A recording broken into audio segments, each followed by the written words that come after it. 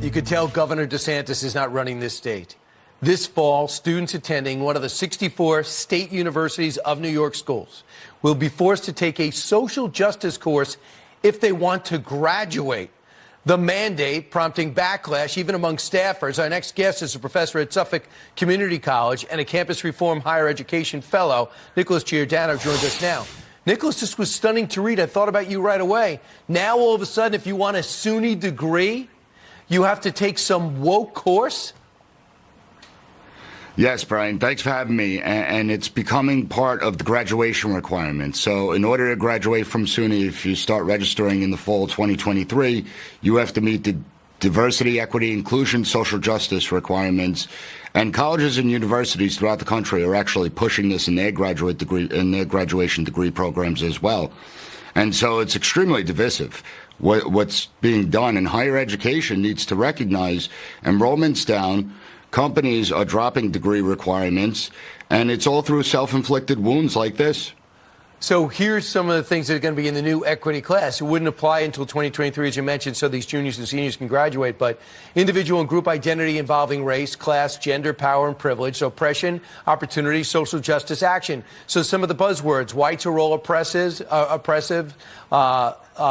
blacks are victims, America terrible, built on slavery on stolen land. These are going to be some of the buzz terms you got to sign off on or write essays about. The chancellor wrote this: exposure to and understanding of diversity is essential to success in our modern society and economy. By recognizing and celebrating the diversity and fostering respectful dialogue and debate, SUNY provides students with world-class education they deserve. So up until this point, they didn't provide that education, but now they do. Yeah, it really is amazing. And I think the biggest problem is that when you start changing student learning objectives to meet these requirements, there's no debate or discussion of whether institutional racism still exists and what agencies or departments does it exist, how does it affect everyone. It's almost as if it's an absolute, that it's a guarantee. And what it does is it tribalizes society, puts identity above the American identity, put everyone in their little groups, and tribal societies don't work, and that's exactly what they're doing. You're either part of the oppressed or you are the oppressor. And unfortunately, too many, it's been going on for far too long, where we need to stand up. America is a unique nation. We have many different people from many different places. We coexist well together. And they're destroying the framework. I mean, the reality is that the United States is one of the few nations that's been able to achieve this idea that we could all coexist together. And now they're saying that these institutions, well, they're against you. And they're racist, and they're part of an evil cabal since the beginning of our history, 250 years of recorded history.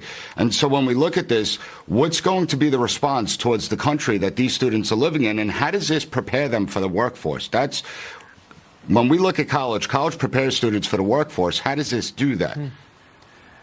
So well put. The most successful multicultural country in the history of the world. That doesn't mean you don't bring up segregation and slavery. That's part of our history. It's always worked. But the word totality melting of American pot, history. Exactly. Melting pot is the buzzword. And a lot of people watching at home saying, go somewhere else. They're great schools. They're affordable. They're subsidized with tax dollars. And if you're paying taxes, you kind of want to push your kids towards a SUNY school. The other one, private ones are $70,000. These are affordable. And the facilities are fantastic, and the teachers are exceptional. So it's really putting people in a tough spot. Nick, not you. Keep fighting back, and hopefully the students will have a say. Appreciate it. Thank you, Brian.